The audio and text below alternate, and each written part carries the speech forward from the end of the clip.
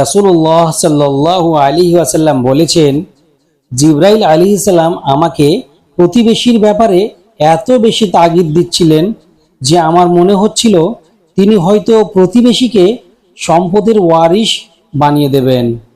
সহিহ বুখারী হাদিস নম্বর 6014। রাসূলুল্লাহ সাল্লাল্লাহু আলাইহি ওয়াসাল্লাম বলেছেন, যার সর্বশেষ বাক্য হবে লা ইলাহা ইল্লাল্লাহ, সে জান্নাতে প্রবেশ করবে। সুনান আবি দাউদ হাদিস নম্বর 3116। রাসূলুল্লাহ সাল্লাল্লাহু আলাইহি ওয়াসাল্লাম বলেছেন, মজলুমের অর্থাৎ অত্যাচারীদের বদদোয়াকে ভয় করো, কারণ তার দোয়া ও আল্লাহর মাঝে কোনো পর্দা থাকে না। সহিহ বুখারী হাদিস নম্বর 2448।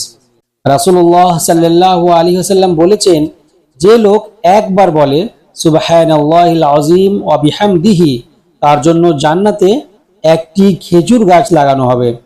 জামে তিরমিজি হাদিস নম্বর 3464। রাসূলুল্লাহ সাল্লাল্লাহু আলাইহি ওয়াসাল্লাম বলেছেন, তুমি বারবার ভুল করার পরও যদি আল্লাহর দিকে তওবা করে ফিরে আসো, তিনি তোমাকে ক্ষমা করবেন।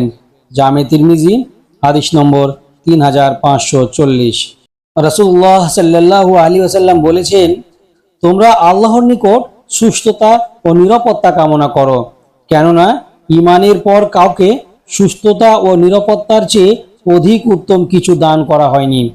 ইবনে মাজাহ হাদিস নম্বর 3849। রাসূলুল্লাহ সাল্লাল্লাহু আলাইহি ওয়াসাল্লাম বলেছেন, যে ব্যক্তি ফজরের নামাজ আদায় করলো, সে আল্লাহর জিম্মায় চলে গেল। সহিহ মুসলিম হাদিস নম্বর 657।